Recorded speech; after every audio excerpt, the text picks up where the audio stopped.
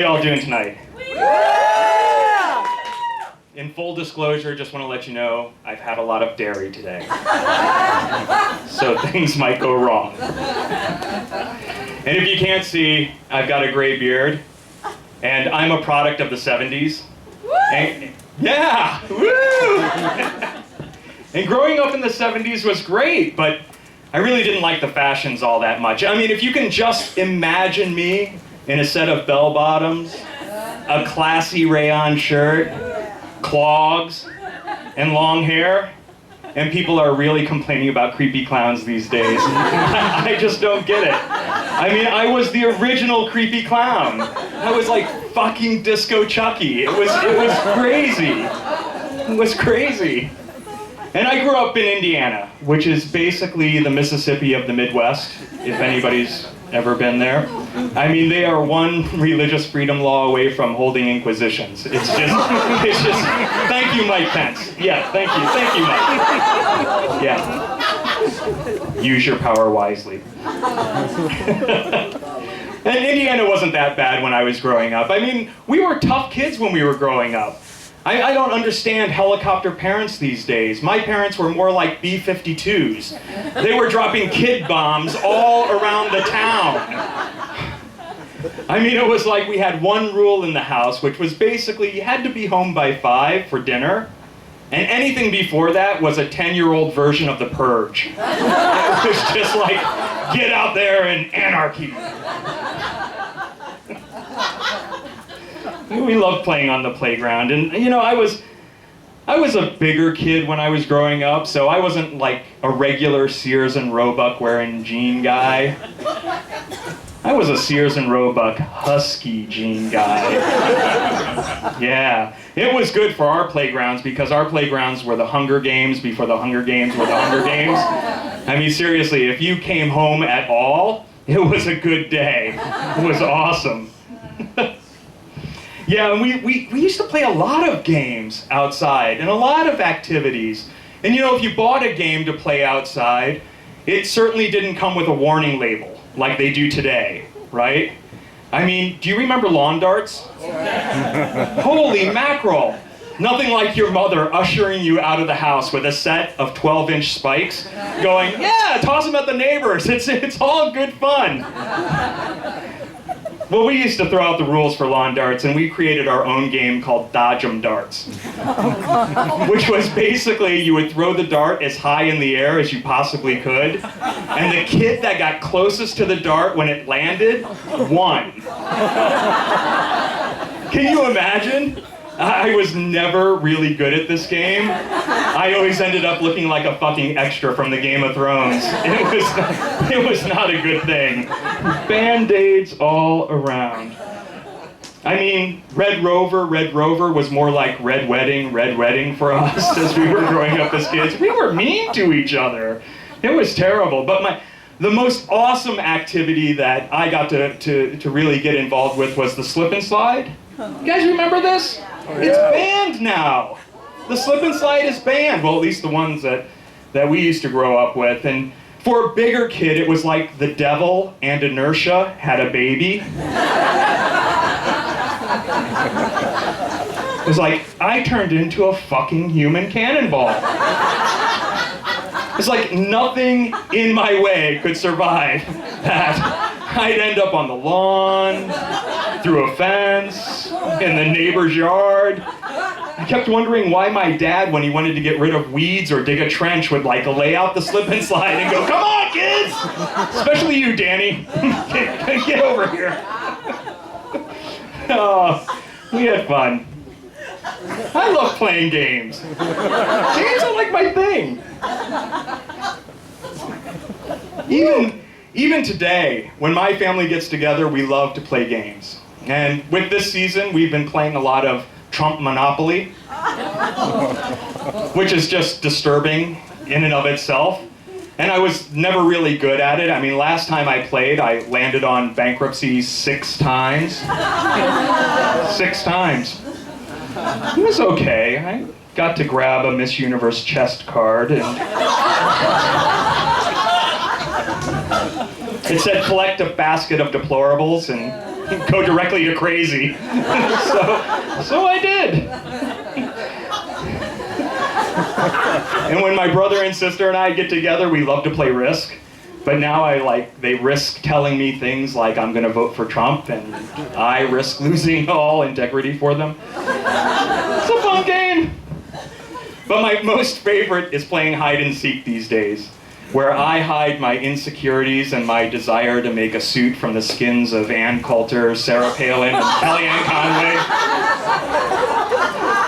And my therapist tries to seek them out. It's just one of those fun things that we do when we get together. Anybody have any lotion? No? No?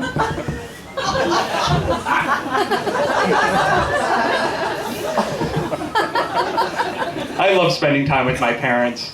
We have a good time. I mean, my mother's Italian, and she's very caring, and she's always asking me questions like, are you eating okay? Are you sleeping well? Do you have a good alibi? Nothing like an Italian mother. Now she's 88 years old this year, which is quite amazing. Yeah, you can applaud. It's pretty cool. And she's like an Italian Tasmanian devil. But she's gone from like a full-on vortex to a slow twirl. She's getting to that stage in life, but like with all good Italian mothers, she can really fuck you up if you get her angry. I mean, growing up, she was a loving but firm mom. I mean, she was, if you pissed her off, she was skilled in all of the hand-to-hand combats. I mean, slapping, wooden spoon, fly swatter. Her personal favorite was the broom. And I didn't realize that you could use a cast iron skillet to cook in until I was 12 years old.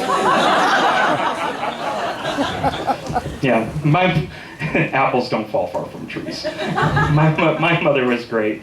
And, she would always say, you have to be tough these days. And I don't understand, and I don't really envy kids these days. I mean, they have to deal with Facebook and Snapchat and Instagram and online bullying. And, when we were kids, we had online bullying too. I mean, we were bullied online at the bus stop, online in the cafeteria, online for the toilet. It was crazy. I was like, I want to tell kids these days, once you've had an atomic wedgie and a swirly, talk to me about bullying. That's all I'm saying. That's all I'm saying. Yeah, my mom's great. At 87, she discovered Facebook. Or what she likes to call the Facebook. So she's like, show me what's on the Facebook. And I'm like, Mom, it's not like a television. She's like, shut up and just turn it on. So I'm like, all right, okay. And my mom is the ultimate voyeur. The only thing she wants to do is see what friends and family, all 43 of them, are doing on the planet. And she's totally extended Italian guilt into cyberspace. So I talk to my parents, multiple times a week, but there's going to be one post that I have, and she'll be like, you mean you can post that you had pork chops last night, but you can't call your mother? It's like, Mom, come on, give me a break. She's a real ball buster at 88. Love her. And she's always concerned about, whether I'm going to find the right person or settle down. So she's like, you really do need to get out more and date more. And so I'm like, all right, I'm a liberal guy. I'm going to put myself out there. I'm going to throw my profile onto all sorts of dating sites and see what comes up. And, I tried Match.com and EatHarmony.com, FarmersOnly.com, BlackPeopleMeet.com, MuslimsForMarriage.com, even ClownDating.com. And it's really hard being rejected by fucking clowns. That is the worst. We're a political family, so we talk a lot of politics when we get together, and I'm always amazed because I really love watching debates and things with real-time fact-checking. Do you know they have this now? Like, you can actually see things in real time being fact-checked. What if they were applied to dating sites? we'd all be in a lot of trouble. I'm just saying. Anybody with a dating profile out there would be scared shitless. It's like, you know, PolitiFact rates things from true to pants on fire. Could you imagine? It's like, yeah, I'm 6'2", true. I weigh 210. Mostly true. A little over, that's all right. And it's like, yeah, baby, I'm hung like a horse. It's like pants on fire. It's like more like My Little Pony, but you know, what are you gonna do? It's just crazy. Yeah, and with all my downtime, because I don't get to date a lot, anybody who knows me, I love watching YouTube videos, especially Russian car crash dash cam videos. It's a true fact. Yes? You can shout it out. It's a true fact. I am obsessed with Russian dash cam car crash videos. And these Russians are fucking crazy. They're just nuts. It's like, how can you find your way into space, but you can't find the brake pedal? I just don't get it. I mean, and it's completely opposite here in Portland. They can't find the accelerator pedal. I mean, in Russia, they are barreling through streets, just blasting through things. And here in Portland, people drive at least 20 miles under the speed limit at all times. True. It's a true fact. I mean, people in Portland, when they get into car accidents, they're actually going so slow, they can blow up their own airbag. Not that I'm an angry driver or anything. I don't understand Portland drivers. I mean, I got into an accident the other day. I accidentally let somebody merge in front of me on 26. Yeah, I ended up in the left lane going 20 miles under the speed limit for a long time, hugging the bumper of a Subaru that had a sticker that said, "If you're gonna ride my ass, at least pull my hair." I was like, what?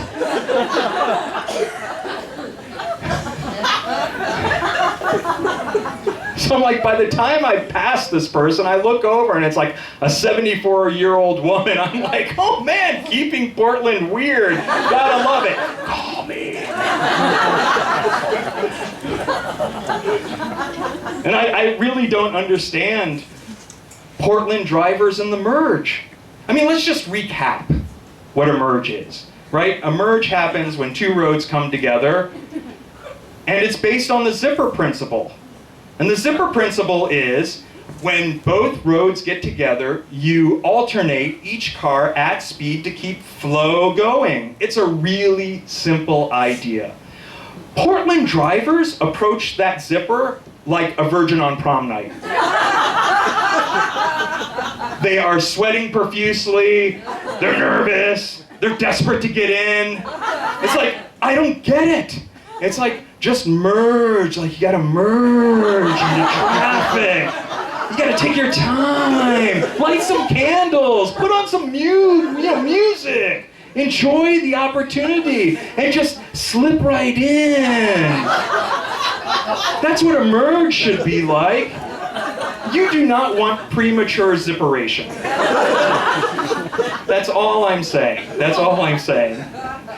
Yes, I'm an angry driver, but because of my love of games, I try to pass the time by shuffling the letters of license plates as they drive by. So I just look at the 7 letters, but they all keep coming up asshole. I just don't get it. But I do love Portland. For its driving, I love Portland because in order to relieve my stress of driving around the city, we can smoke marijuana legally, which is awesome. You can clap. Now, I bought my first marijuana just the other day. I haven't really tried it. No lie. I'm just like worried that I have an addictive personality. Because, I brought home a box of Dunkin' Donut Munchkins once. And it was like a box of 45, and I had one. And then all of a sudden, 45 were gone. and I was ass up on the floor with glaze oozing out of my mouth on a sugar high. I had to have a fucking apple fritter just to come down. I mean, I can't pass a Dunkin' Donuts without getting the shakes these days. It's really, really bad. And speaking of places that give me the shakes, I had to take my mother to Walmart the other week. Second time in my entire life that I've entered a Walmart. But it was super exciting because preparing to go to a Walmart for me is like going on a National Geographic expedition. Because you know wild shit is gonna go down. You just don't know when, but you know it's gonna happen. So I'm like charging my phone, getting my camera ready, getting my YouTube account for a post. I'm gonna be a 2 million hit YouTube sensation. I also brought my Walmart bingo game with me because I'm like, I gotta pass the time somehow. And so within the first 10 minutes, I was like, oh my God, bingo! It's like you have the center square of the tube top drop. It's like, all right, got that. Confederate bikini, check. Gun sale to a minor, got it. Ass crack showing, you bet. Some jackass wearing a fart loading t-shirt?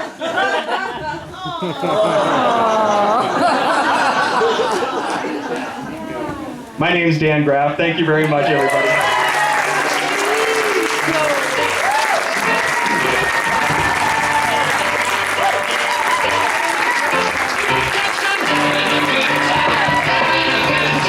Shooting strong through the sky like a tiger flying below.